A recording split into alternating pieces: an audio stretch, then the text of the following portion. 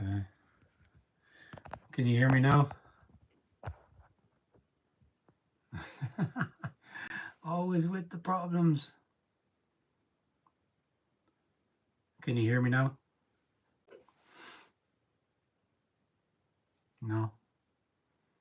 Could someone give me a thumbs up or no? Yeah, you can. Okay, great. So we start again. Uh, so if someone is new to this, anyway, this is a communication that comes from nothing really. It's nothing to do with Kenneth. And it's simply a suggestion, actually. It's not about believing something or knowing something. It's you could say it's descriptive rather than prescriptive.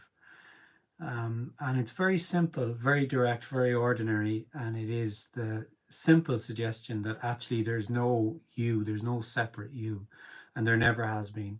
So there's this sense, a really lived sense of feeling in the body, a contracted, energetic sense that you are in the body. There is a you. It's you're in the body, and you're looking out on the world, and you're relating to other me's or you's or whatever you want to call them, individuals. Um, and that's not an idea really, that's a lived reality. If you feel like that, it really does feel, it's not a concept, like it's not a, it's a really felt sense of having a life. So there's life, there's you, then there's you with your life. So you have a life, and everything in life, in what appears to be happening, reaffirms that and confirms that you have a life. What are you going to do with, what are you going to do when you grow up? You know, what are you going to be, what are you going to do with your life? So we just hear this from very, very, very young, and we never really, mostly it doesn't get questioned. It goes unquestioned. And that's the way the world appears to be. People who have uh, a life, and in that, then that reality, it's a very causal reality where there's time and space, but they are absolutely real. So time is an independent, real thing. Space is real.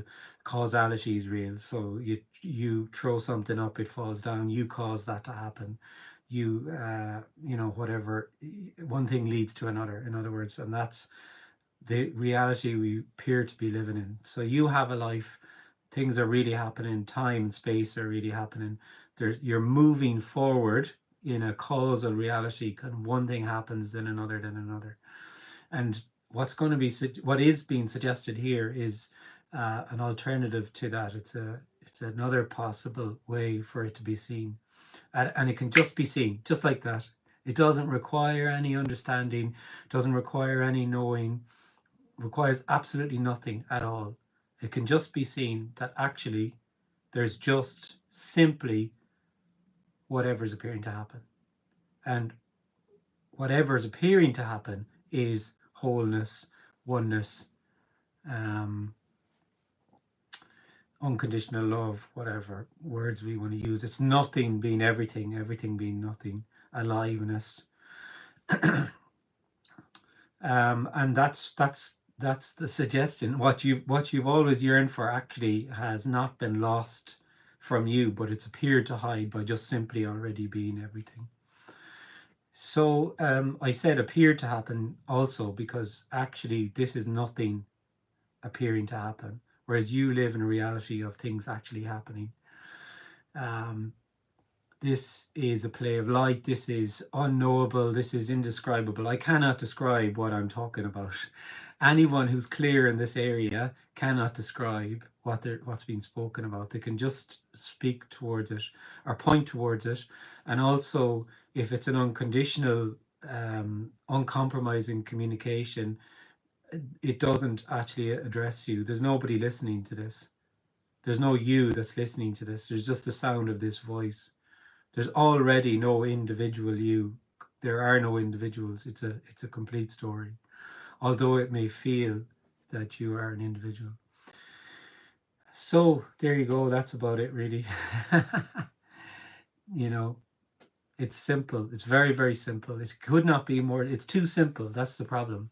You think as an individual that what you're looking for is complex and difficult to arrive at, or difficult to get to, and so you keep trying to get there, doing something, and all that does is reinforce that there's a you who can get there. There's no there to get to. There's no you who can get there. There's simply aliveness. So we'll see what questions appear to come up.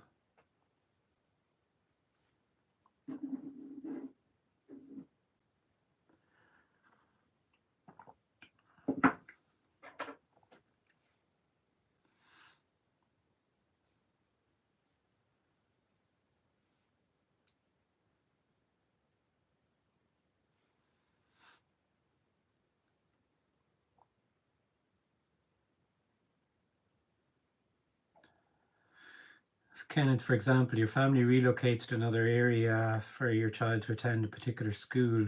Who made the decision to move the family? How was the decision made? Thank you. So that's just what's appearing to happen, and it's the same with every decision. You're adding yourself to things. So you jump in the car and you decide you're going to cook spaghetti bolognese because you feel like spaghetti bolognese, and everyone else is just going to have to eat it because you feel like it, and you feel that that's a decision that you've made. You really feel that there's an individual there who's in control, who makes the decision, then jumps in the car and executes the decision. And then when you go to the shop and buy all the ingredients and bring them back and cook the dinner, you feel you've done all of that. So that's a lived reality for the individual. You really feel for every single thing, you feel that you're there deciding to do it or not do it. And what's being suggested is there's no individual, there's nobody there, and there's just what's appearing to happen. And actually, it's an addition. There's just what appears to happen, but you add yourself to everything. So there's the idea of bolognese arises, and then uh, a nanosecond later, or even up to 7 seconds, they say, however true that is, I don't know. You're adding yourself to it then. So you then think that you've done it. Or you see this box come up, Kenneth Madden live, and you think you've clicked on the video. You think you're there. There is no you there. It's very simple. It's too obvious. There's just what's appearing to happen. This communication has no purpose. Of course it doesn't know. There's no agenda or goal to this whatsoever. It's the most purposeless, agendaless communication you're ever gonna, and the most useless too, of course.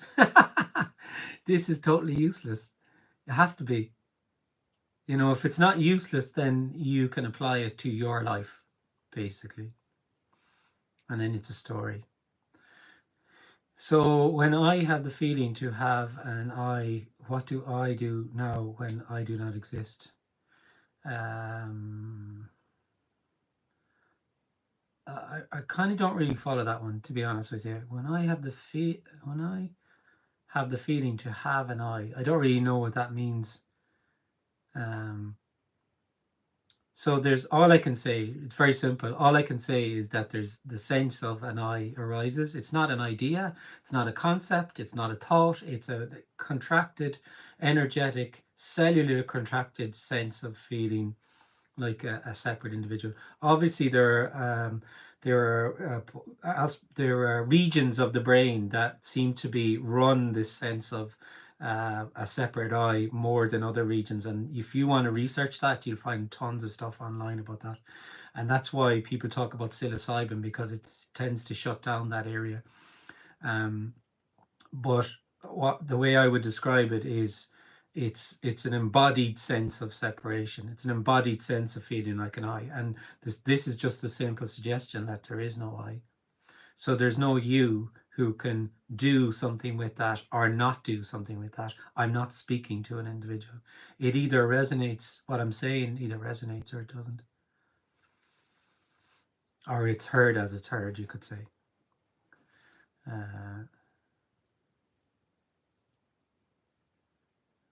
Oh, hi Dana. Yeah. Do you think the principles of quantum physics help describe how appearances form and change? I think that there's certain things in science that are kind of reflective of what's being said here for sure, but this can't be proven through science, because science is always coming from the perspective of the knower. So whilst I'd listened to some quantum physics for instance, like the quark is there and it's not there. It's not that it's there and then it's not there and then it's there again. It's simultaneously there and not there. So that's very much echoes what I'm saying and what has been said in Buddhist texts for a long, long time. Emptiness is fullness is void and void is fullness and all of it. However it's termed, I don't really care. But nothing is everything and everything is nothing. It's not two, not two. This is what's being said. There's not two. Non-duality. The dualism, you are the dualistic dream of feeling that there's life and you with your life. And then everything is in this play of opposites. There's a thing called life and there's a thing called death, all of that. And it's all a story.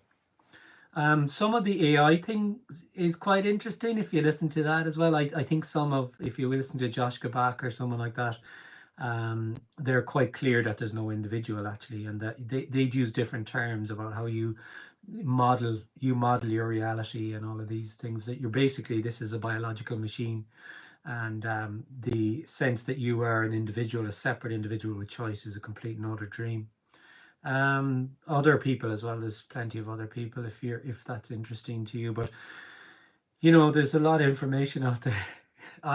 People can, I just think if you look, you'll find different things, but this is not provable, or I'm not looking to substantiate what I'm saying or back it up through some sort of scientific discoveries, because this is completely unknowable. It is totally and utterly unknowable. There's just what's appearing to happen. I don't know that there's just what's appearing to happen. If I did know that, then I would be a separate individual who knows that, abstracting some sort of concept. Hi Max, hola Max. Yeah, Gia Gwitch, we should say, with it being St. Patrick's weekend and all that.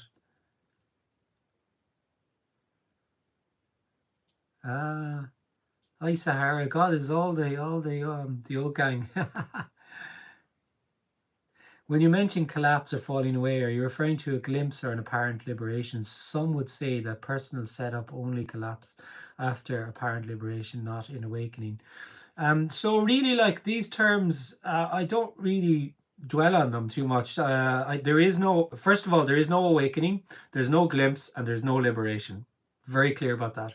Only apparently. So when we use those terms, are the falling away, when I say about someone falling away, you'll almost always hear me say apparently. You may apparently fall away, because when you don't feel separate, what's obvious is you never were separate. So nothing happened. Nothing even happened. There wasn't really a you that fell away. That's what's been said. So these are terms that can be kind of used as pointers. That's all. I don't get hung up on them at all in any way, shape, or form. I don't care what language I use. I really, really don't. Some of the language is used by other speakers, some of it isn't, some sounds like other speakers. I really do not care at all. All there is this impossible communication from nothing, illuminating and resonating, and a third as a third. That's all. It's all about the resonance with this. It doesn't, the words really don't really matter. um, what appears for so many is appearances, violence, grief, terror, lack of basic resources. Yeah, it does. Is there something to be said why those appearances are so vastly different? Yeah, I think in the dream of separation, we're in the story that you are an individual who can have. There's boundless greed, absolute boundless greed. It's insatiable, and the story then we have is of one trying to overcome and conquer the other, and that's what we have. It's all, we're doing it to ourselves. It's all energy appearing as these separate individuals who try and dominate one another, and it's boundless, it's insatiable, and that's the way it is. And that's why you have, your billionaires floating around on the billion euro yachts, and then you have people who can't feed themselves. This character does not like that, but what this character thinks about that is completely, totally, and utterly irrelevant. Totally and utterly irrelevant. It's all energy. That's what it is, and that's when this is seen. the play of opposites collapses. So the sense that one thing being good or one thing being bad, special, not special, completely collapses with the sense of you.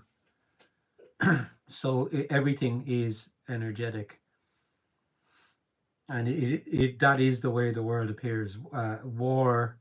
Warmongering, um, narratives about all of these things that people buy into, because the reason they buy into them is they feel they themselves are a story and they're locked into a dualistic reality in which there's an authority that's going to mind them, and if you don't do this then this bad thing will happen, and all of these things. And that there's a huge illumination of that, especially in the last few years. There's a lot of people who see the emptiness of their narrative.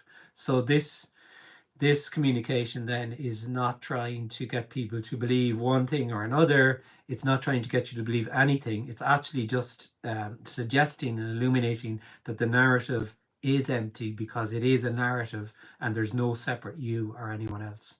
There's just a play of light. There's just whatever is appearing to happen. And sometimes that can be absolutely boundlessly cruel. It doesn't make it good. Some people hear this and they think, oh, so Kenneth's saying that this group, these things that he talked about that are terrible, they're good, they're okay. I didn't say that. And that's the way the mind works. It's if it's not one thing, it's the other. Thank you very much. I don't know how to pronounce your name. Ansanyan. Thank you. Appreciate it. Can wholeness be realized while being badly traumatized? Wholeness is not realized by an individual. There is only already wholeness. That's all there is. It can be realized at any point. There's no requirements, or it can be seen that there's no separate individual. And there are people who have had very, very serious trauma who have seen that it actually isn't their trauma and it's all just energy. I know, I've spoken to them. It's just another thing that can happen. When the me apparently falls away, it does appear that there's nothing to stick to anymore. My experience is that trauma and negative thoughts do appear to release. Only my experience, mind you. Yeah, your experience is that trauma and negative thoughts do appear to release. I don't really know what that part means. What I would say is when the sense has been separate, just falls away, anything could appear to happen. The difference, only difference I can really talk about is that if you feel that it's your negative thought, then there's an energetic aspect to that is, it's indescribable compared to it just being a thought that would be negative. So if you don't feel like an individual, it's just a thought then, and it doesn't have that stickiness to it, and it's either there, it's there as long as it's there. It's not even there for a period of time, because there's no time. Anything could appear to happen. That's liberation. That's freedom. Anything could appear to happen. Do you have a source for this energy that you speak of? No, there's no source. The idea that there will be a source for this comes from the idea that the felt sense that you're an individual. So that's you're located, like it's a subject-object reality. You, the individual, are subject, and everything is an object. So you can only imagine that there's a source of something. There's a source of power. There's a source of someone who talks to you. Well, there's someone has to be in there, someone talking to me instead of just talking. There has to be, there's no source. There's energy, and energy is nothing being everything.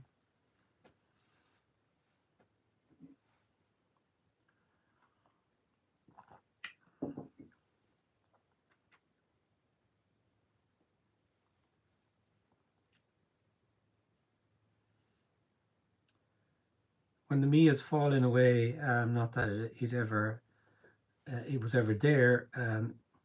I seem to keep going back and forth to the me character and the falling away of the me.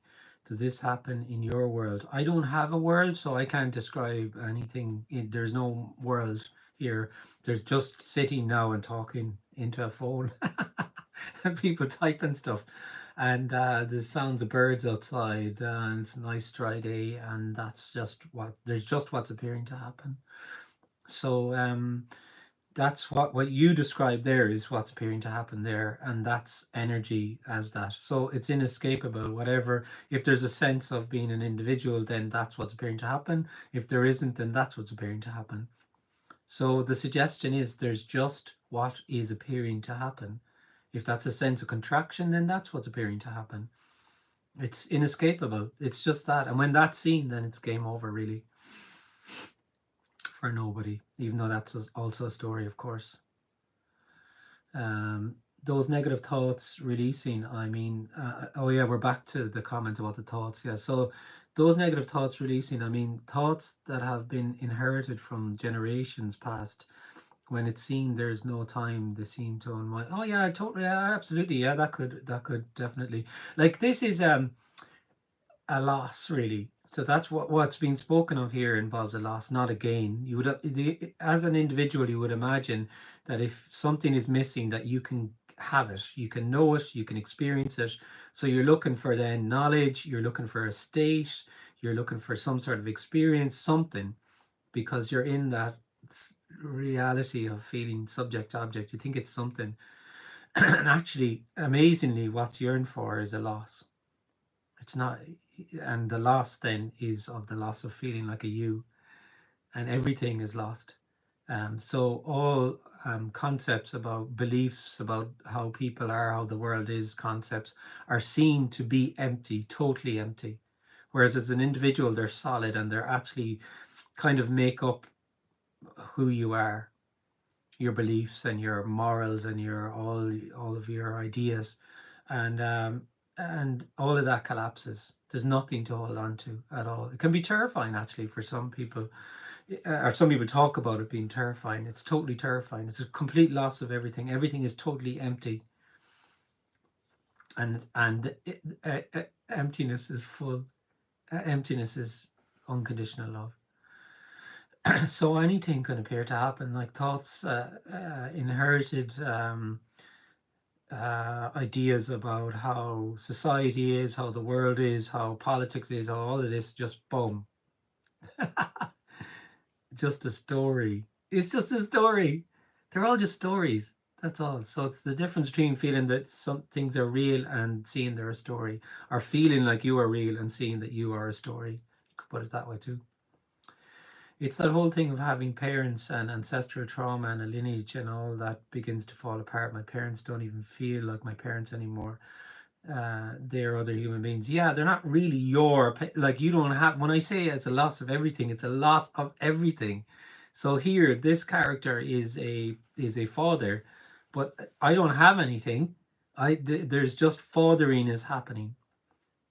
That's all. And that's the way it is for everyone. Nobody has anything. Nobody has a child. You don't have, but you, as a parent or as a mom or a dad, and if you feel separate, you very much feel you do, and then you maybe live vicariously through them. Maybe you don't. I don't know. That's the way it is. Nobody has anything. There's not even intergenerational. There's a story. It seems that way. Like everything that you take to be real, time, space, causality, everything is as an appearance. That's what I'm saying. That's what's being said here. It's just an appearance. Stories.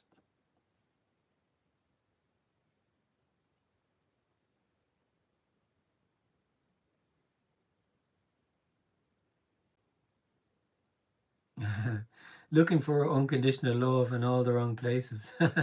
Yeah, I mean, in a way, you're not. It's not the wrong places. In one way, it's just you can't. It's inescapable, actually, what's yearned for. So you've never actually looked in the wrong place because there's no you that's looking, but it's the objectivization of unconditional love that or let's call it unconditional love, or home. Say you feel like you're looking for a home, and it's the sense that home is an experience or a thing or da da da. So you're rejecting actually what's yearned for in favor of something that it could be. Yeah. So that's the way it is until it isn't. Until you die physically, the physical death of the body, or it falls apart when you in the body, when you're still breathing and God knows what else, all the rest of it.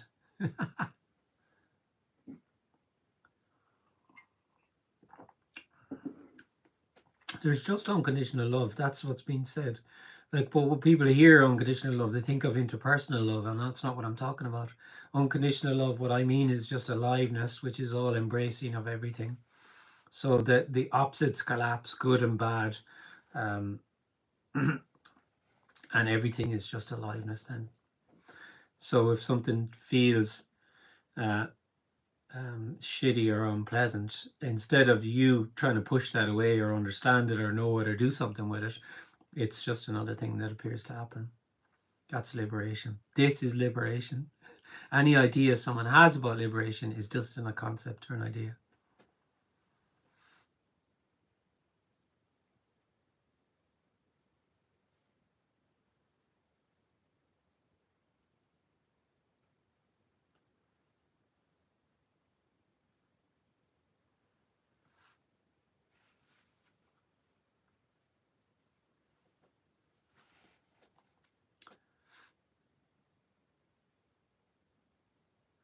There is huge freedom in your words, but it seems to depend on you. No, it can. Oh, that's just a story. It doesn't depend on me. There's no me for it to depend on. This is nothing to do with Kenneth at all. The Kenneth's just a character, same as you're a character. What's your name? Mukunda. You're just a character. So there's nothing to do with anybody. It's just shared. It's shared from nothing, and this is boundless unconditional love, and that maybe that resonates. Maybe it doesn't. Someone else comes in and say, "What is this? What are you talking about?" It's simple, but it's inescapable though.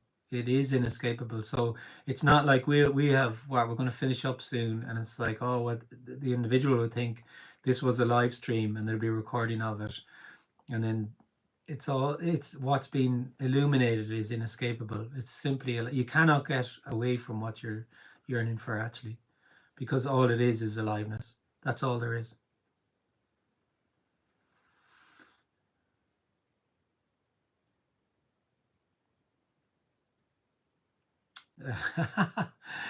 So someone's come in and is asking me, am I preaching? No, I'm not preaching.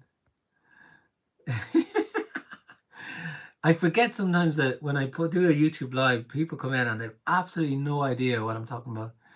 I'm not laughing at you, by the way. There's no you to laugh at, but there's a suggestion being made that actually there's just unconditional love or wholeness, and there's no separate you, and there never has been. That's kind of it in a nutshell.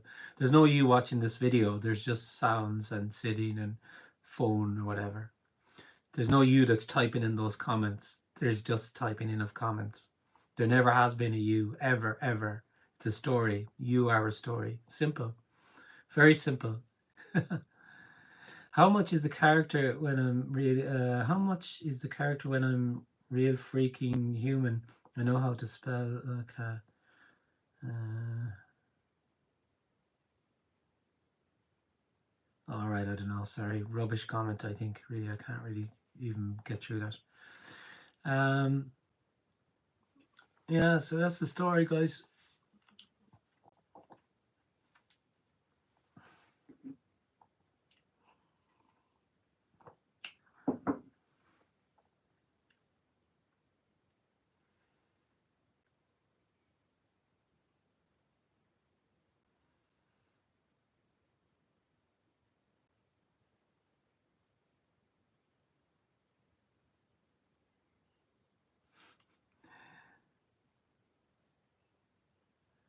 Can there still be a sense of separation? Yeah, anything could appear to happen. A sense of contraction could happen, but the difference is it wouldn't be mine.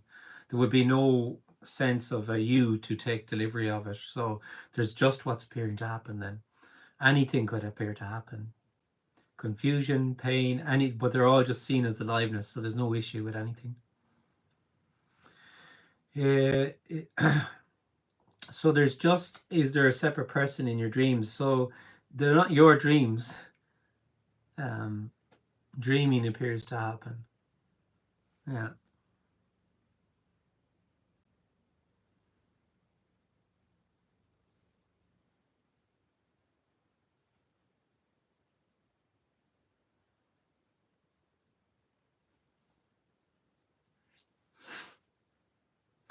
If you have a dream and you see your friend Billy in your dream, and you talk to him, and then the next day you say, Billy, you were in my dream, buddy.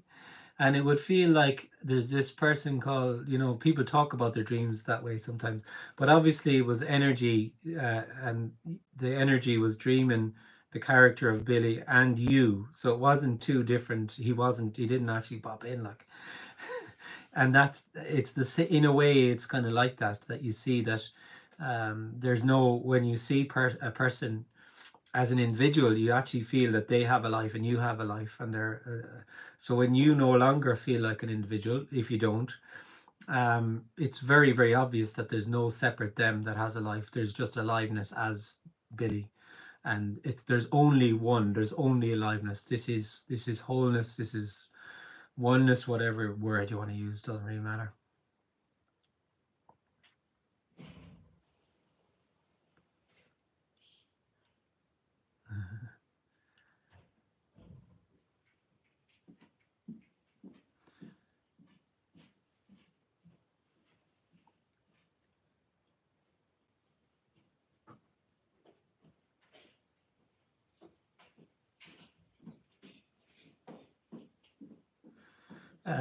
When one sees so many organizations, like and you list organizations, so they're following and offering relaxation and meditation to so many people, do you see it as unconditional love for society? I just see all of those things are just an appearance. So this has nothing to do with any organization at all. It is nothing to, there's no teacher, there's no guru, there's no organization, there's nothing to know. There's just simply whatever's appearing to happen. Most of what's expressed under the heading of Advaita Vedanta or non-duality or whatever is just another teaching. It's like a religion. That's what it is. And especially the more popular stuff, and it mixes lots of psychobabble and psychology and spiritual concepts with this, all of the, it's very, very, very appealing to the individual, and that's what's happening. Of course it's just unconditional love because that's all there is. So it's just an appearance, that's all it is. You do not need to be, there are no organizations to get a part of. There's no authority. There are no teachers. There are no gurus. There is nothing to believe. There is nothing to do. There is simply whatever is appearing to happen. That can be very obvious. This is the complete collapse of authority. There's no authority. That can be very obvious. There's absolutely no authority. Authority is a dream.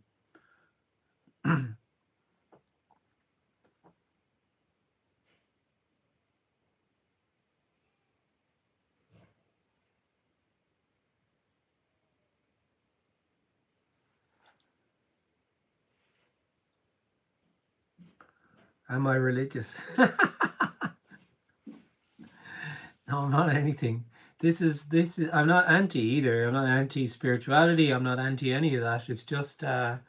Uh, it's just what appears to happen. It means nothing to me. If someone says that they're into meditation, they might as well be telling me they like cycling. I don't care. That's what appears to happen. If they enjoy meditation or they enjoy religion, they enjoy going to the church, then that's what's appearing to happen. So what? Who cares? There is no authority. It doesn't matter. It's an appearance. There's nothing to know. So these things, these spirituality and religions and all this, they're built on knowing, and they speak to you from an authoritative stance that you can do something and learn to get somewhere, heaven, nirvana, whatever it is, enlightenment, enlightened. Such a lovely idea. It's all nonsense. There is nobody's ever become enlightened, because enlightenment is the scene that there is nobody.